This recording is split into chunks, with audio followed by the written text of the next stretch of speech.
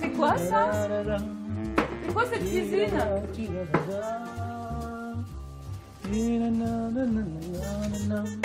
Ça y Je suis en est? train de cuisiner là, Fatima. Attends, là il y a des langues d'oiseaux, il y a des limaces, il y a quelques petites fourmis, il y a même une larve grosse comme ça que j'ai ramenée du Zimbabwe.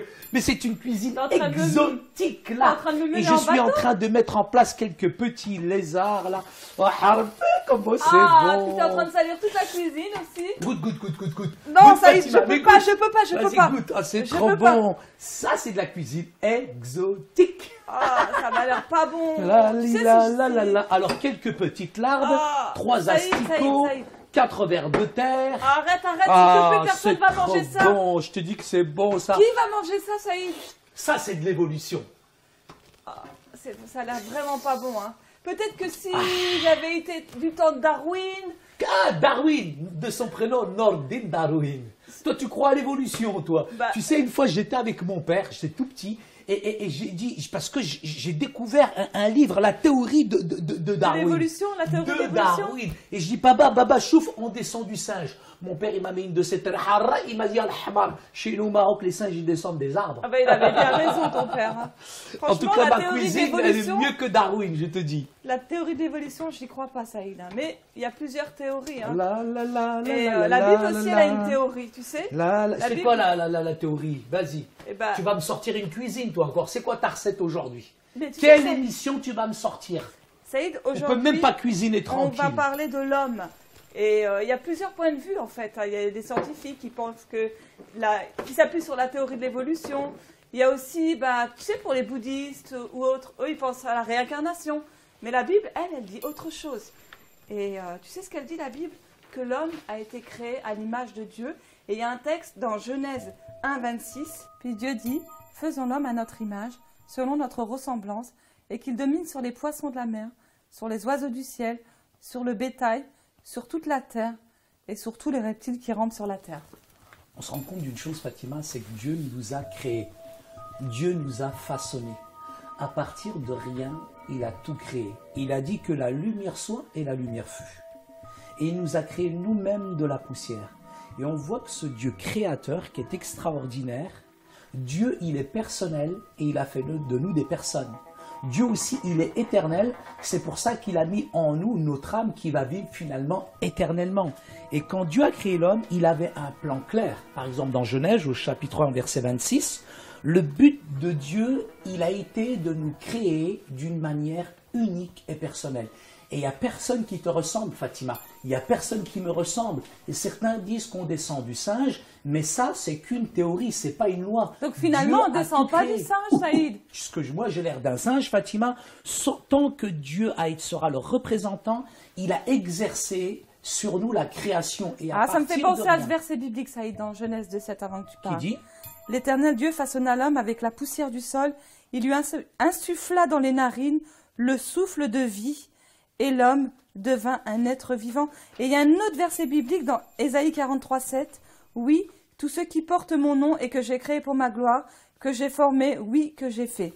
Et ça prouve qu'on ne descend pas du singe. Tout à fait. Et en plus de cela, Fatima, la grande différence avec les autres monothéismes, c'est que Dieu a créé l'homme avec une responsabilité, donc il est acteur. Dieu lui a demandé, regarde bien, de dominer sur la terre. Et c'est Adam qui donne des prénoms aux animaux et non qu'il les apprend de Dieu directement. Tu vois, donc non seulement il domine, il lui demande de gouverner. Dieu nous a donné cette autorité pour dominer, pour gouverner sur cette terre, Fatima. Donc l'homme a été créé à l'image de Dieu. Il est le modèle de la création de Dieu, Fatima. Le corps de l'homme, bien sûr, a un aspect physique. C'est cette teinte, c'est ce revêtement qui est extérieur, mais aussi nous sommes la représentation physique et mentale finalement. Il y a aussi l'âme et il y a l'esprit. Et ça, c'est essentiel. Les 3 composantes de l'âme? Tu parles des 3 composantes de l'âme? Complètement, Fatima. L'âme est appelée le lieu de la conscience de soi-même. L'esprit, il est appelé le lieu de la conscience aussi de Dieu. Et il y a le cœur où il y a les émotions, il y a l'aspect aussi intime d'une personne qui lui permet de connaître ou de savoir. Des fois, on a ce sentiment de faire le bien ou bien le mal. Et ça, c'est vraiment la conscience, cette petite voix à l'intérieur de nous. La conscience. Le problème, c'est que quand la conscience et les cauteriser. Quand cette conscience, on la bâillonne, on la muselle, finalement là, l'homme oublie sa conscience, il est capable de n'importe quelle folie. Donc Dieu a donné la conscience, mais la conscience n'était pas suffisante, parce que dans le temps, on verra que Dieu donnera la loi qui va diriger aussi la conscience, Fatima. La liberté aussi de choisir entre le bien et le mal, finalement, découle de ça. Dieu nous a créés avec ce libre arbitre. Dieu nous a créés libres, il ne nous a pas clonés. Dieu nous a donné cette liberté. Il y a beaucoup de gens qui accusent la société, les présidents, les parents, etc.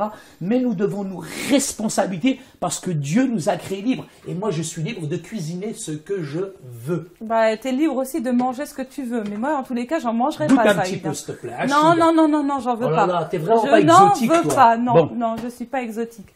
Surtout au niveau de la cuisine. Mais ça y est, tu l'as dit tout à l'heure, tu as parlé du choix humain. Et c'est vrai qu'on a ce choix de faire le bien ou ce choix de faire le mal. C'est au moment où il a fait le mal que nous avons été séparés de Dieu. Adam, quand il a commencé à faire le mal, dans les conséquences de la désobéissance, malheureusement, on voit que finalement, Adam a désobéi à Dieu et à l'humanité, et nous sommes coupables devant Dieu. Romains chapitre 3, verset 20. Qu'est-ce qu'il dit, Fatima ?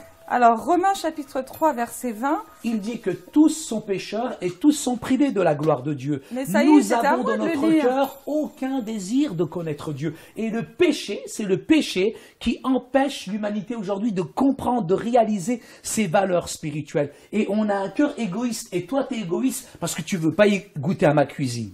Mais non, ça y est, je suis pas égoïste. Mais franchement, même si tu me payes, j'en prends pas. Je n'en veux absolument pas.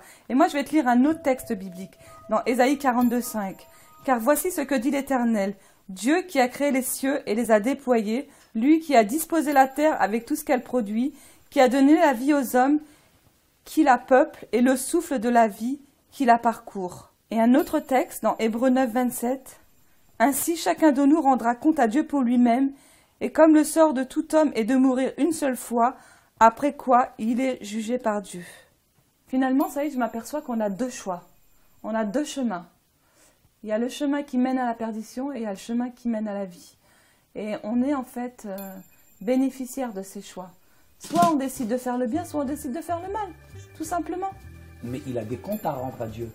Parce que Dieu, dans sa bonté, Dieu dans sa grâce, tôt ou tard, il sera devant lui. Alors si on ne veut pas croire en la vie éternelle, on a plutôt fait de croire en la théorie de l'évolution. Et c'est tellement plus facile parce que comme ça, on n'a pas de compte à rendre à Dieu, on n'a pas de compte à rendre à personne. Et puis, comme tu le disais tout à l'heure, on accuse facilement cette société. C'est facile de ne pas regarder à soi-même et de regarder à la société, d'accuser son pays, d'accuser son gouvernement, pour pas en fait prendre nos responsabilités devant Dieu. Et ils pensent que finalement c'est cyclique, mais il n'y a rien de cyclique. C'est complètement linéaire.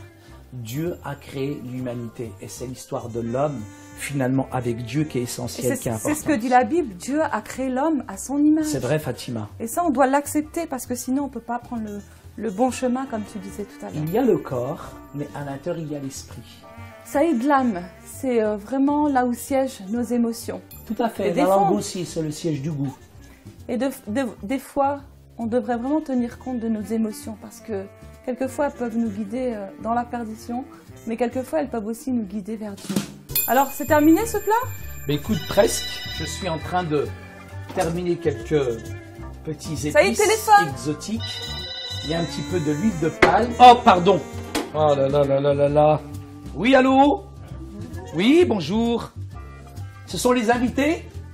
Ben écoutez, ça fait vraiment plaisir. Je suis en train de faire une cuisine mais exotique. Même ma femme elle a goûté. C'est très bon. Non, Saïd, moi j'aime pas ce que tu as fait. Hein. Allô? Oui, vous m'entendez? Vous arrivez dans combien de temps? Monsieur, c'est la fin du monde. Oui, c'est la fin du monde. C'est encore le témoin de Jéhovah qui Marcel, qu'est-ce qui m'énerve celui-là? Je crois que c'est la... Mais tu sais, il n'a pas tort pour une fois, Saïd. Mais je lui fais bouffer ma cuisine, lui, il va voir le témoin de Jéhovah. Avec ta cuisine, ça va être la fin du monde. Là. Ces sectes-là qui nous appellent. Voilà, c'est bon, je crois que c'est prêt, Fatima.